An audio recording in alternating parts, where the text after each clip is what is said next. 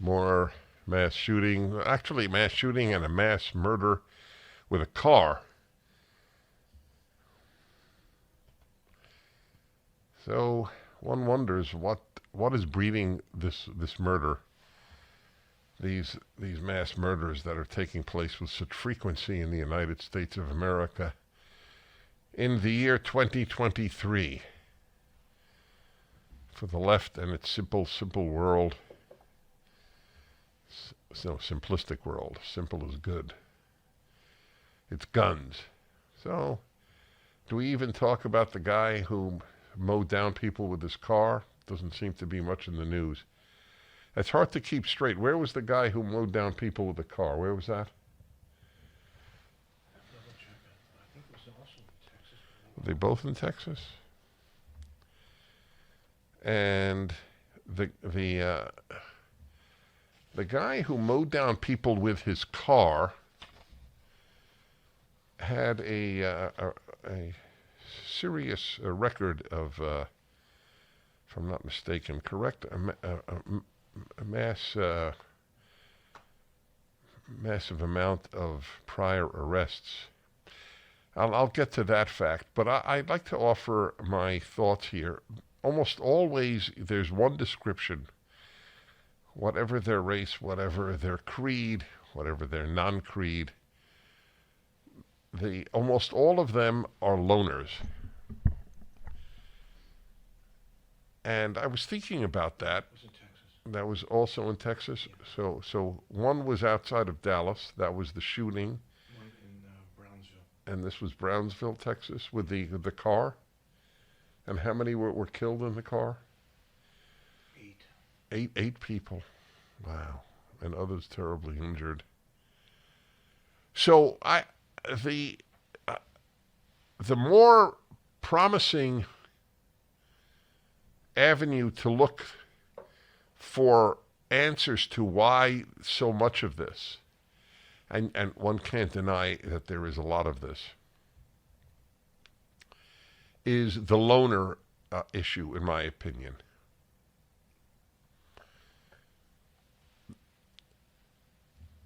In America, historically, from de Tocqueville in the 19th century, the brilliant, I mean, he was truly brilliant, Alexis de Tocqueville, who was a French young man who observed the United States of America and wrote a prescient book, Democracy in America. And he spoke of the strength of America in having non-governmental institutions. That's not the term he used. I got to get through the term, but that's what he meant. Non-governmental institutions. Americans joined so many groups. And those groups were religious, those groups were non-religious, those groups were based on interests, those groups were based on hobbies, on passions. So that was a big factor in American life until the 1960s, when almost everything came crashing down. If you read Tom Sowell's Vision of the Anointed, which I'm reading again, and it's brilliant. The book is brilliant. It's as if it was written yesterday. It is so applicable to today, and how everything crashed in the 60s. That means that it crashed earlier because it doesn't happen overnight.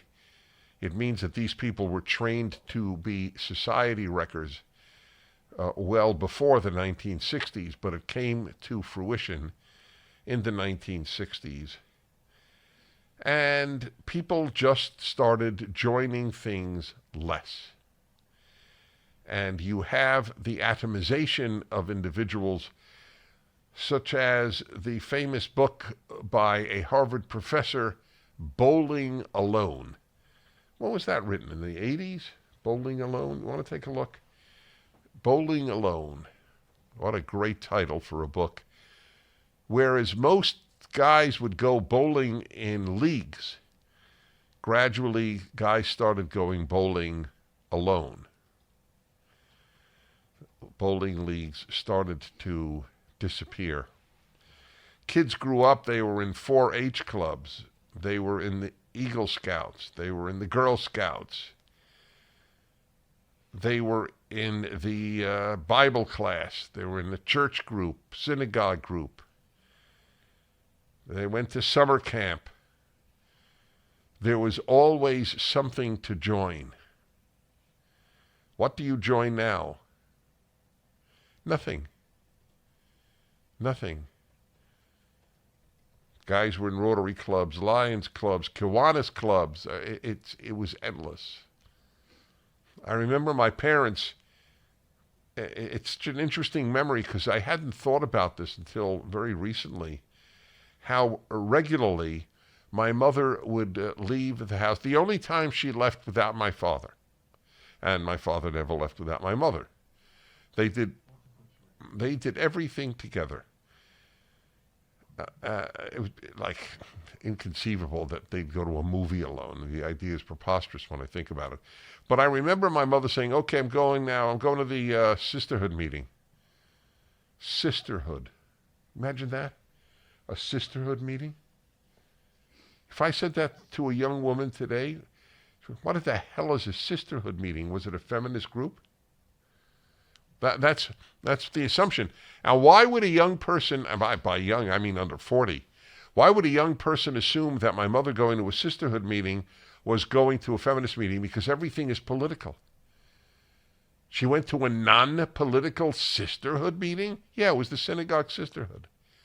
And guess where my father would go on other days or other nights of the month? The brotherhood. Synagogue had a brotherhood. There's nothing today. Nothing. Everything is done alone by so many people. Of course, people got married in the past. That was the greatest assuager. That was the greatest group to join, your marriage.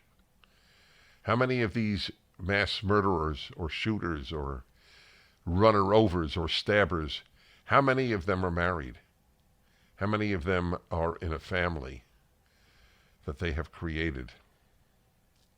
They're a part of nothing. That's the sociological explanation, in my opinion. On the guns part, I've asked all of my career, name me a gun law that would have prevented any of these shootings. I'm very open to gun laws. I'm not open to irrationality.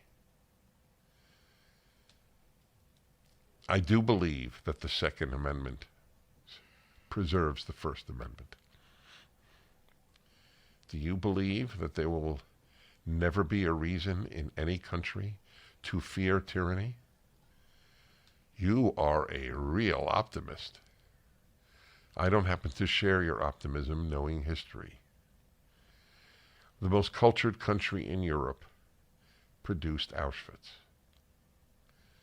It doesn't take long to go into tyranny, as we saw during the lockdowns, which were pure, irrational tyranny, utterly and totally destructive. They served no good purpose. They served bad purpose. But they did teach the government that it could control the citizenry. And when we go almost all electric, God forbid, but we probably will, there will be more ability to control your life, because that is what the left everywhere since Lenin and the Russian Revolution wants to do. And people vote the people who control their lives into office. They're called liberals. Of course, leftists will vote left. Conservatives will not vote left, except for the handful of people who call themselves conservative, but were so preoccupied with distaste of Trump that they voted for Biden.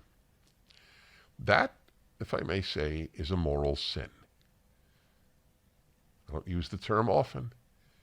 If you voted for Biden, you sinned against this country.